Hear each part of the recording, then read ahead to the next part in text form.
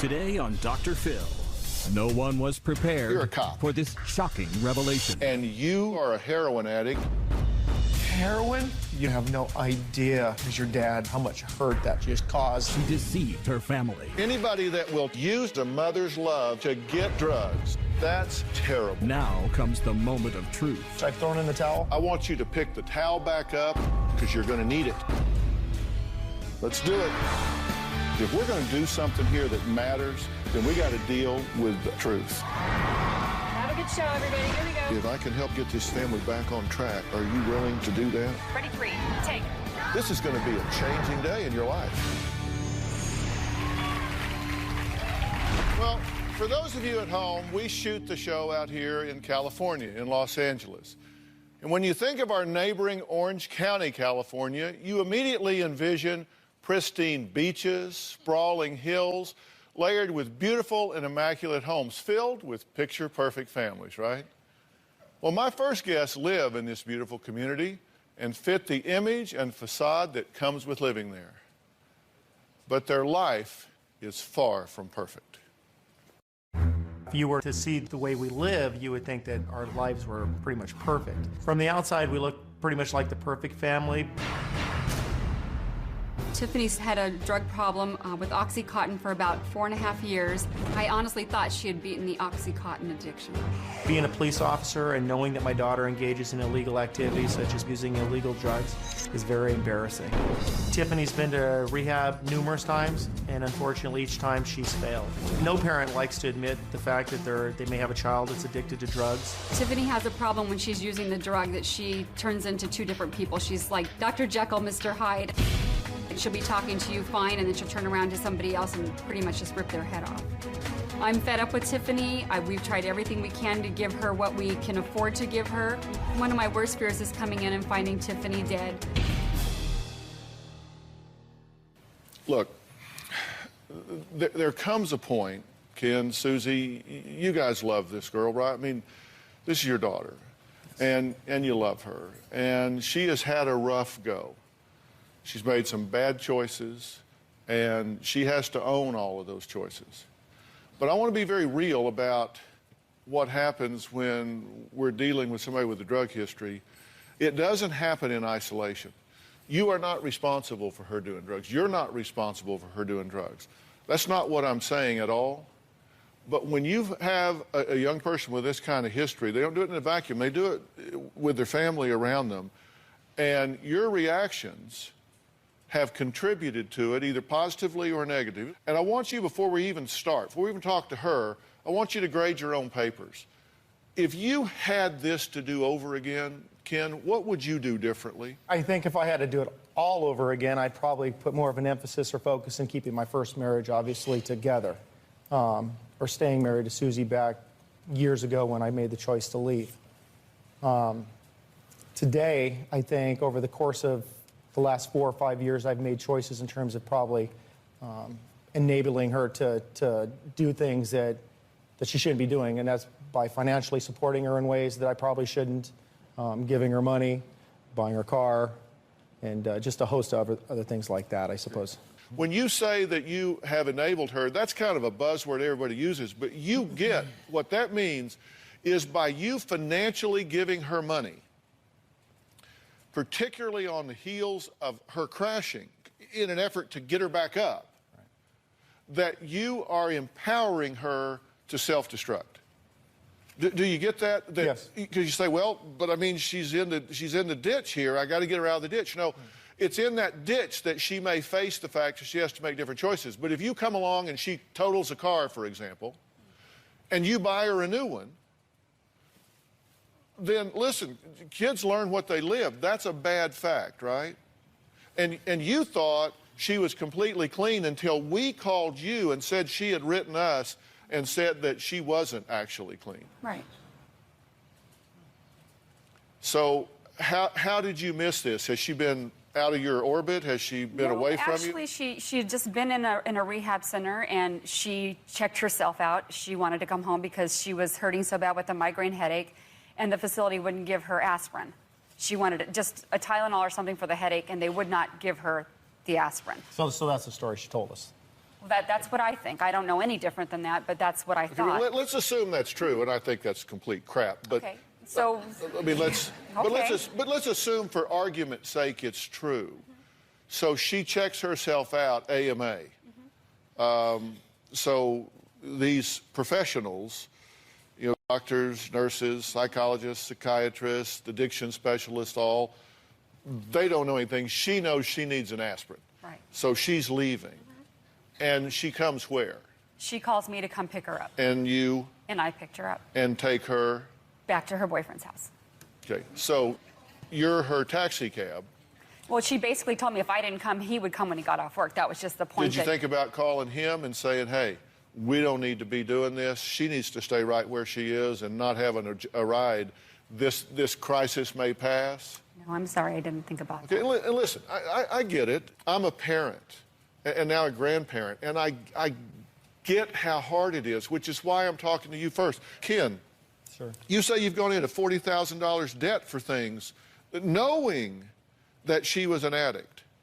$15,000 on dental school after she left rehab the first time, right? She's never completed a rehab, right? She's left early. Okay, car accident. You suspected drug use, and I think that would be a pretty good guess. And she totaled the car? Yes, sir. So there's a good chance she was driving under the influence. Yes. Fortunately, she didn't kill herself or anybody else, Yes. but she totaled the car, Yes. and so you just bought her a new one.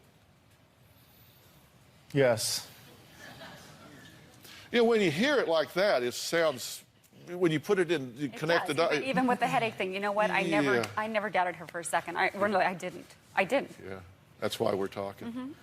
Yeah, because I can tell you when she's lying, it's when her lips are moving. I know that. Okay, I know now, she was going to be prosecuted for writing bad checks, so you bailed her out, right? Yes. And what do you suppose she was doing that money she's writing bad checks for? Yeah. Yeah. Okay. You still financially support a car insurance, cell phone, health insurance. I mean, all of these things. And then she comes and says, you know, I need money for hair and nails and that sort of thing, and you give it to her. That's what I mean. Enabling's kind of a, you know, it doesn't sound real bad. You say it real fast. But what it actually amounts to is you've got somebody out here that is on self-destruct. Right. And in order to continue that self-destruction, she needs funding. And so y'all make sure she has it. And I have to tell you, that is no different than if you went and bought it for her and gave it to her. Because that's what you're doing. You're just not doing the pickup, but you're doing the financing. And she calls you out of rehab and says, come get me. Mom, come on. Why do you suppose she called you? Because she knew I'd come and get her. You reckon that she's learned that she's got you under control. You will do what she wants you to do. Absolutely. So that has to change. There's nothing that I can do to help your daughter, who we're going to meet here in a minute. There's nothing I can do to help her if you guys continue to do what you're doing. If you do what you're doing, I might as well thank you for coming, wish you the best, refer you to a good funeral home, and send you on your way, because she will die, and you will be guilty in your own minds and hearts for the rest of your life, simply because we've had this one conversation. You didn't choose the drugs, but you're either going to be part of the problem or part of the solution. I want you to be part of the solution. We'll meet Tiffany after the break.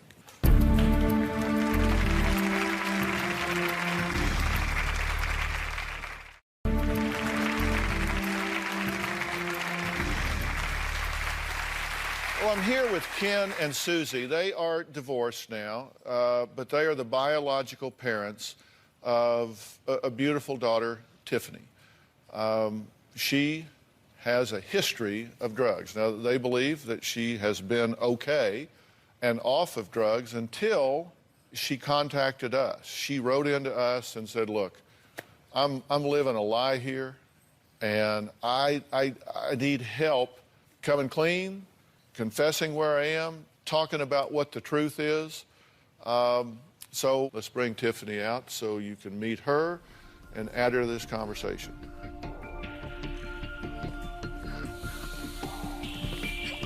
Tiffany, Dr. Phil, how are you? Have a seat right here.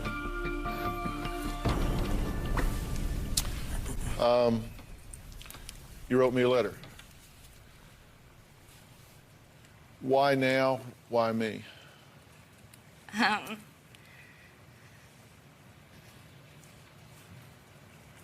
Because I watch your show like every day. And I've seen you help other families, and I didn't really know what else to do. So you know I take this very seriously. Well, Tiffany said that she's been lying to her parents for the past year. She says that she is ashamed of where she is and what she's doing. Let's take a look. My parents have no idea that I'm using heroin. I'm really scared to tell them. I switched from Oxycontin to heroin. My body is sick without heroin. I've been to rehab 3 times. All 3 times I didn't finish the program. Right now I'm spending up to $100 a day on heroin. All my money goes to drugs. I would be borrowing money or getting money from my boyfriend saying I need gas. I pay no bills. My boyfriend pays for our housing, and my dad paid for my car and my cell phone. Using drugs has made me become a liar. In order to get money from my mom, I'll say I need gas or money to eat. I've stolen money from my dad. I've stolen 20 bucks here, 20 bucks there. I feel like I live a completely double life. In the morning, I drive all the way to the methadone clinic to get the methadone, and then I drive to get heroin, and then I try to make it to work by 9:30, but I have to get that just to get through my day. I am gonna drive real quick right now to go meet so I can pick up some heroin. On my lunch break, I go out to my car to use heroin. I don't even eat lunch on my break. I feel guilty, and I feel like I'm wasting my life. I feel like I'm not ever gonna accomplish anything. I'm so scared, and I never thought my life would end up this way. I don't wanna do this anymore.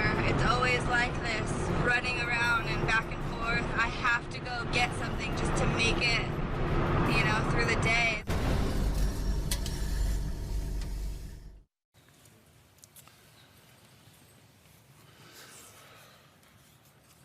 So, Dad, share what's in your heart.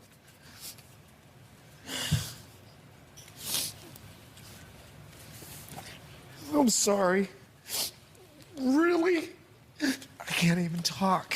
It's all right. Just talk through the tears. It's all right. Heroin? Oh, man. I don't know what to say.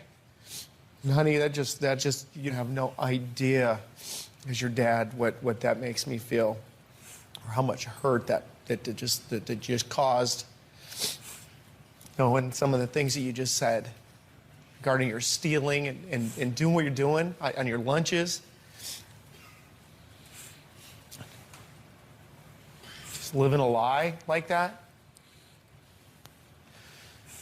But half the time in the morning when I go, I just do it to feel normal.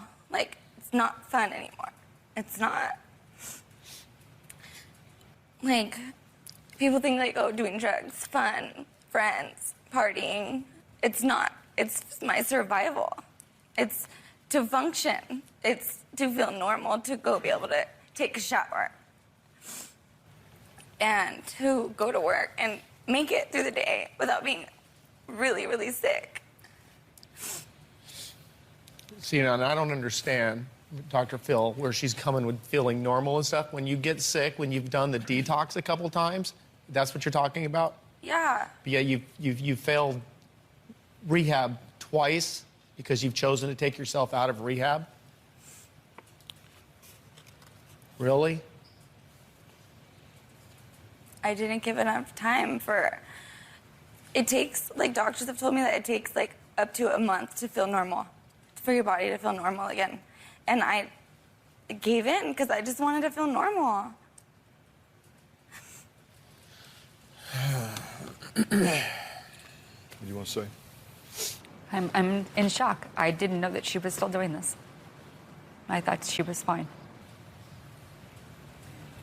I mean, she got a job working at another dentist office not too long ago. Right when she got out of the rehab facility, she Yeah. went right away and got a job so she would pacify us, make us think that things were okay. She hasn't come around my home because of a relationship or lack of with her stepmother, and that's I was why told I was not welcome in your home. you're not when you're under the Okay. influence or using No, drugs. but you guys thought I was clean, and I was told I was not welcome in your home.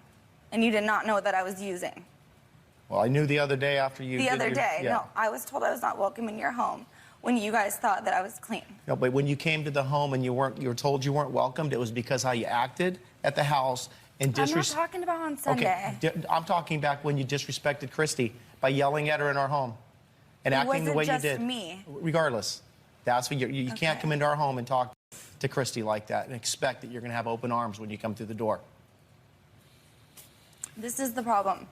They think that we have family issues because of the drugs, just because of the drugs. We do. No. That's a cop-out, Tiffany. No. Yes, because when you're not under the influence and you're a pretty young girl that's sober, we never have issues or problems. Other than I know you're gonna resort back and you're gonna say it's because We've always had issues with my stepmother before drugs. Are you kidding me right now? Are you kidding me when you said that you haven't had a relationship with Christy before? On When she's and helped off, you on and detox? off. Yeah, it's on when you want it On to be and on, and off, it's off but when you're having issues. That's not true. It I'll is tell you true. what, we're going to take a super quick break here, and we're going to add this stepmother, Christy, and we're going to talk this out and figure out whether there's a plan we can move forward here when we come back.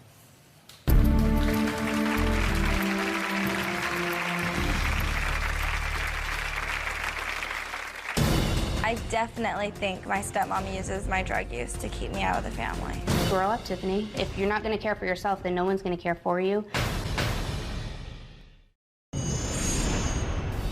I feel like my dad chooses my stepmom and my half-brother over me all the time because he got remarried, and even before I was on drugs, they never would call me. Unfortunately, because of the drugs, we don't have a relationship like we should have.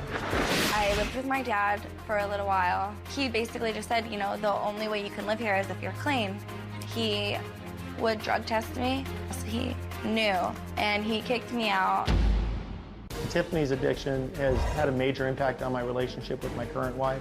It says on this page that I'm supposed to, at this age, give her a car and pay her cell phone and pay her insurance and make sure she has money in her pocket all the time. My dad tells me all the time, oh, you need to be stronger, and what you're doing is stupid, and you're just weak-minded. I love Tiffany like no tomorrow, but I don't want her in my home unless she's clean and sober. She needs to be locked down. She needs to be taken away from her friends and deal with her issues. Well, Tiffany's stepmother, Christy, says she does not want Tiffany in her family's life and says, and I quote, "It's a sigh of relief knowing Tiffany is not walking through my door to visit." Take a look. Me and my stepmom do not get along at all. I feel like my dad has changed so much. My stepmom has changed him. It makes me hate her. My dad has helped me a lot financially, but if I go to his work to have lunch with him, he won't tell her. Like, it'll be a secret from her because she'll get mad or get jealous. I feel that Ken favors Tiffany over myself, and it's hurtful. When it comes to Tiffany, Ken will put everything on hold for her. I definitely think my stepmom uses my drug use to keep me out of the family. Grow up, Tiffany. If you're not going to care for yourself, then no one's going to care for you. I believe in tough love, and she doesn't like that at all. I think Tiffany has been at the point where she will pretty much do anything that she needs to do to get her drug. Yeah, hate's a big word. You just said, I hate my stepmother. Do you hate Christy? No, I don't hate her. Why did you say that? Because I'm hurt. I feel like I don't have a dad anymore because of her. Christy, what do you think about the relationship you have with Tiffany? Is it strained? Yes. You're happier when she's not there because of what she brings, what Yes. she introduces, and what is that? This is the thing. Hey, let me ask Christy, what does she bring into your home that makes you glad when she's not there? Just Ken and I will argue and fight, negative. It's just not a happy, for the most part, it has not been a happy situation when she's around. Do you resent your father because he divorced your mother and left you? He traded one family in for another.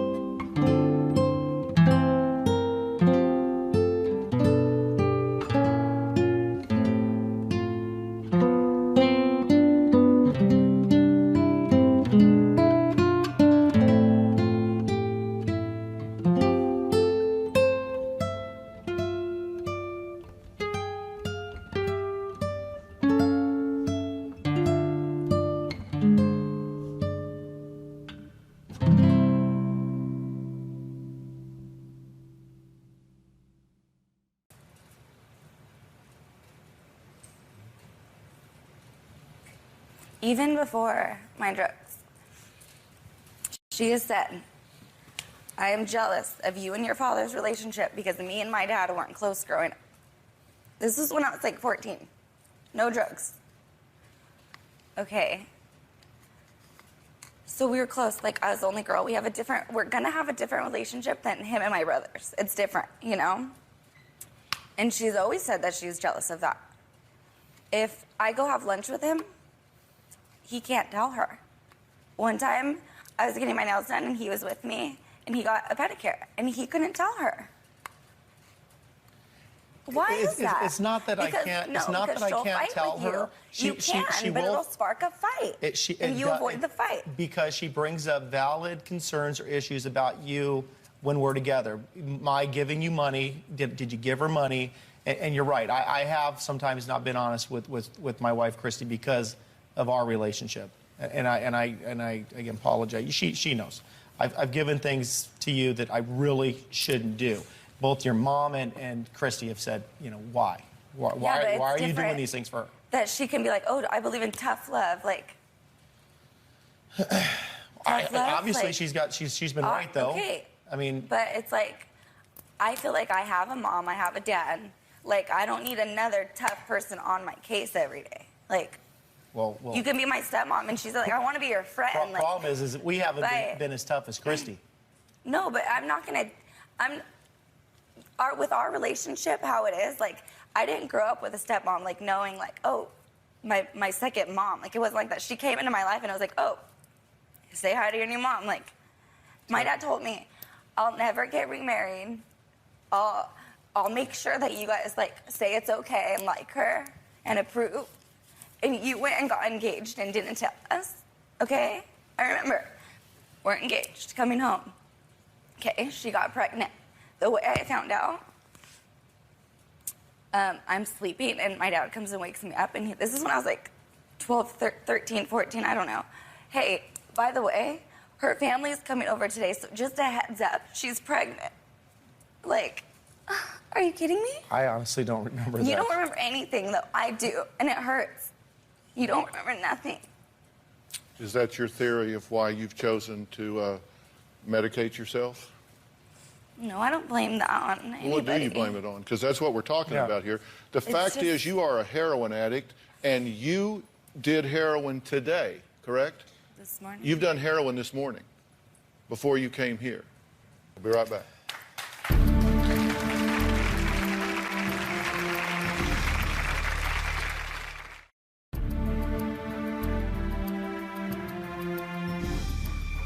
The fact is, you are a heroin addict, and you did heroin today, correct? This morning. You've done heroin this morning, before you came here.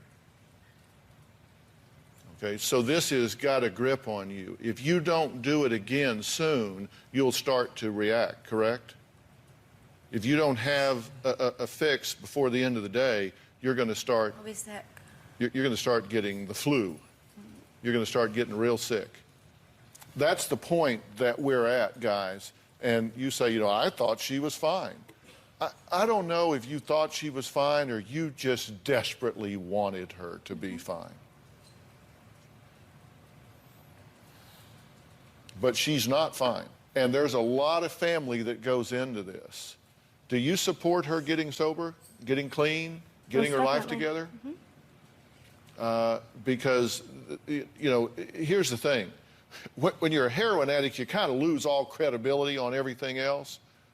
But when you take that away, there are going to be some family dynamics here that are loose ends and ugly. They're going to have to be dealt with, and you're either going to be part of the problem or you're going to be part of the solution. Right. And I'll promise you, if you ever do anything to come between this father and his daughter, it will wind up biting you really bad. He will resent you for it for the rest of his life. Because if you want a relationship with your husband, you will support his relationship with his children.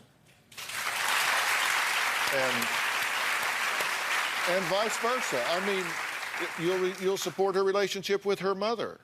And you will support her relationship in treating his current wife with dignity and respect. Whether you like her or whether you don't, I don't know how y'all get along. I don't really know of one thing in this family that's working well right now. It's just like we're in denial here. It's just like look straight ahead and there are no problems on the sides, but there are. And if you don't think that heroin addiction is fatal, let me tell you, it can be fatal. This has disaster written all over it. Do you see why I talked to you before we brought her out? Because if we continue to do what we've always done, where you get into some kind of treatment somewhere or whatever, and then you decide, well, okay, I want to feel normal again. So you come up with some excuse to walk out the door, and you answer that call and go get her and bring her home and just tuck her right in, and here's $60. Now go get your nails done. You saw her doing her nails on the video. Sure did. That's her doing her nails. Do you not resent her using you and playing you for a fool all this time? Mm-hmm. She knew you loved her. She knew you were committed to her, and she used that against you to deceive and betray you. Mm-hmm. Your mother has said, and I quote, I will drop everything, and she emphasized everything, if she needs me. 100% accessible for her. I want her to know I love her. And you know that, and you use it to stab her in the back, and shame on you for doing it.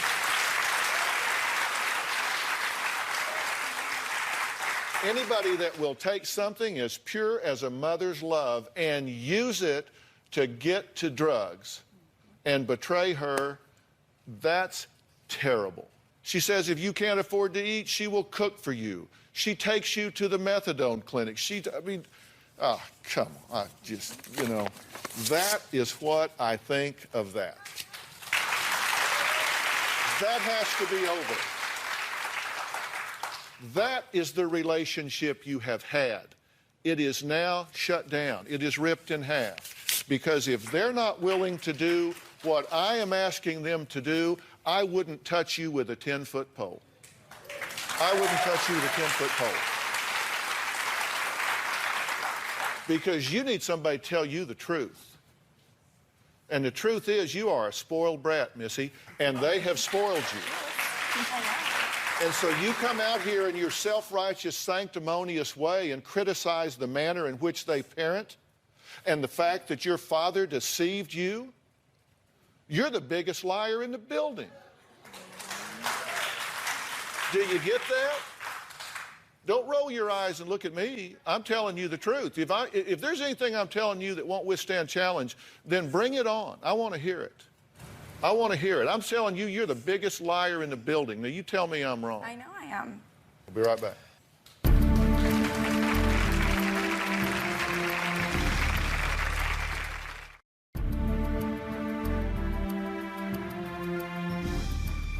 You're the biggest liar in the building. Do you get that? Don't roll your eyes and look at me. I'm telling you the truth. If there's anything I'm telling you that won't withstand challenge, then bring it on. I want to hear it. I want to hear it. I'm telling you, you're the biggest liar in the building. Now, you tell me I'm wrong. I know I am. Well, then why are you rolling your eyes like some entitled little brat? I wasn't rolling my eyes. Okay. Does it seem like I know an awful lot about y'all's family? Sure does. Do you know why I do? There are two reasons I know. One is y'all have been very candid and forthcoming. And the other reason that I know so much about you is it's like looking through a picture window. It is so transparent. Lassie could figure this one out. You buy her a car after she totals it on drugs. Dad, come on. You've got to know, when you look at that, 20/20 hindsight, as they always say, you look back at that, you think, you know what, I just loaded the gun and gave it right back to her, right? Yeah. I don't have any excuse for it other than, you don't need one. Yeah. What you don't need an excuse because you love her. I get that. I do. And I respect y'all as parents. I do. Which may sound funny because I'm saying you're doing so much wrong, but your intention is good. But you are so misguided. And do you see, no matter what I was to do with her, if you continue to, I'm accessible 100%, just call me. I'll pick you up. Hungry? Let me fix you something. Here's $60. Go do this. Need a new car? Here you go. No problem. Steal from me? I'll look the other way. There would be no reason in the world for me to do it. Right. You see, I take a very different approach to this than you do. My approach is that you call a spade a damn shovel.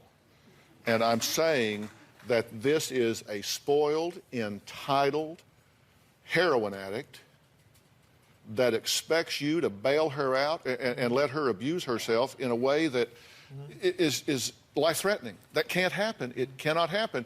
And if you can't come over to my side in the way this is handled, then there's no pointing us going forward. And we're there.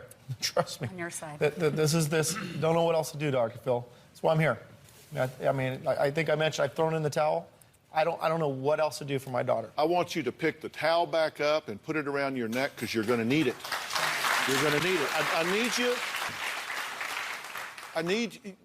You're a cop.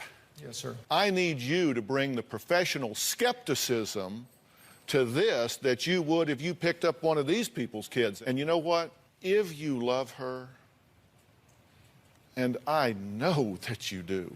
And I believe that you do as well. I think you've come to know this child, and I think you love her.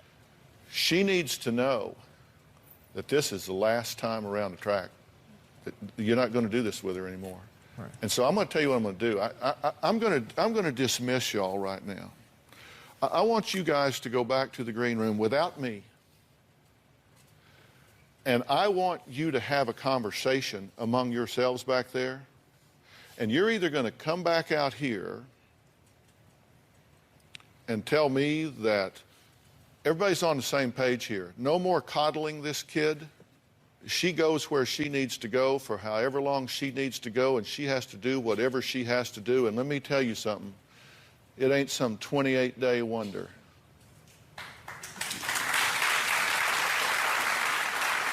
And very likely, if you do what I might make available to you based on what I hear from this group when you come back, you might never, ever return to your hometown again, ever. Because that's where you do drugs. That's where you get the stuff. That's where your triggers are. That's where it happens. I'm talking about, we're not going to do this just to kind of fill the square and make nice television. I'm saying you may wind up living in Eugene, Oregon, or Paris, France, I don't know, but you won't be back where you threaten your own life with drugs every day. Your life as you know it is going to change dramatically, or I want no part of this. I want no part of this if we're not going all the way. And so you guys, I'm not going to waste the resources. I want you guys to go back. Bones, AJ, I want to take these guys back. We will shut this show down and let you speak as a family. And we're just going to take a big, long break until you get back.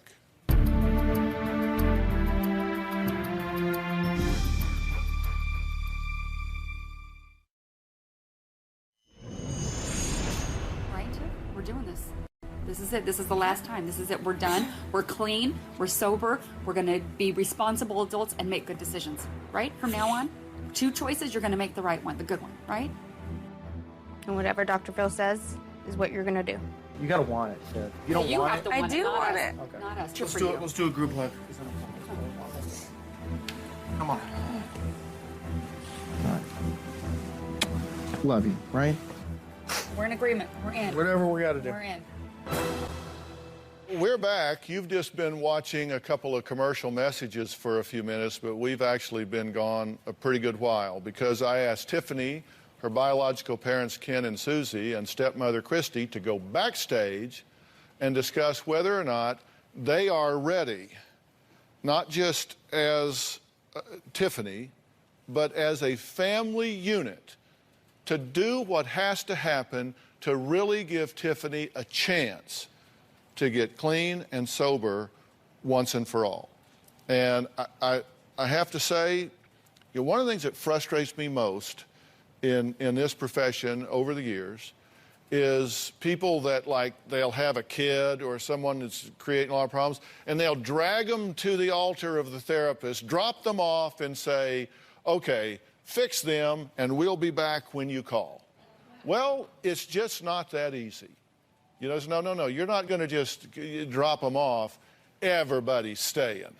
Everybody's staying because there's more to it than just her. You're the squeaky wheel, you're making the noise, but it's about everybody. So I ask you guys to go back and sit down and see if you could redefine a family dynamic here, because I can't do this if y'all are going to sabotage me. Tell me what you have to say. We're hopeful you can give us some guidance or put us on a path to whatever we need to do to save our daughter. And she wholeheartedly has shared with us that she wants help. I'm just pleased to know that she is still reaching out for some help. And us as a family, we want her here. And I feel, I'm going to go, and you've enlightened me a lot on some of the things that I've done, that I've recognized that I guess the car and the monies and all those things, I think we're going to come to grips with that as well. Now, I want you to look me in the eye and tell me, I said I was 100% accessible to her. Oh, 110% I'm doing this. She's done. You get it. You're tired of being used. used. You're tired of being manipulated. You're Done. tired of her using your love as a mother against you. Done. You're done. Done. No cars, no money, no excuses. You're through parenting out of guilt. She can live under a bridge. Because you've been parenting from guilt. Done. You're behind this 100%. Yes, You want to do this? I do. There's no leaving this time. You start making noise about leaving, we'll get a 5150 commitment, put your ass right back where you were. There you go. And you understand that they're now on my side, Yep. and I'm on your side. So we're all pulling for you.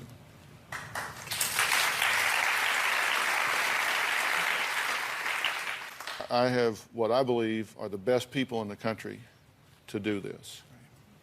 Rich Whitman, stand up if you would. I've worked with Rich for a number of years. He is now, he's part of our team here. And he guides us and gives us input on placements and where people need to be and that sort of thing. Because we have to be the only television show in the history of television and on the globe that does this for our guests. I mean, we have a 100% resource program. Whoever comes on our show, I'm never under the impression that I'm doing 8-minute cures up here. I don't think I've cured your family dynamic. What I've tried to do is be a compass for you, an emotional compass that gives you a wake-up call, gets your attention, and points you in the right direction. And then I'm going to provide, through their help, resources to empower you as a family to be a positive instead of a negative in this. So you're going to have to do a lot of work in her absence. It isn't just like, okay, got rid of her, woohoo. You got a lot of work. And I'm going to provide that to you at our expense, not yours. Thank you. And what I ask in return is you grab on with both hands and you do this. Velvet, stand up if you would. This is Velvet Mangum. She's here. Velvet is the CEO and founder of Safe Harbor Treatment Center for Women. Velvet, your facility is going to meet her on many different levels, not just detox and addiction, but all of the issues that particularly women face in dealing with this. Talk about that a little bit. Absolutely. There's a long process to recovery, and it begins with admission, and that's what this family's done today. You are burning the bridge behind you right here, as scary as that is. We've done this before. Okay? All right. Deal? We'll be right back.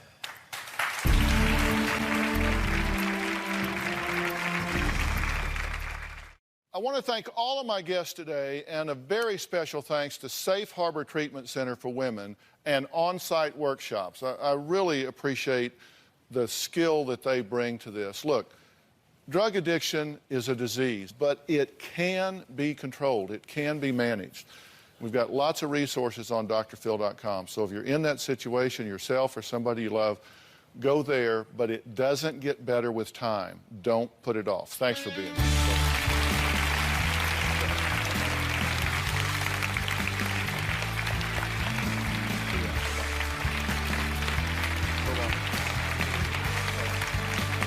Thanks so much. Bye-bye.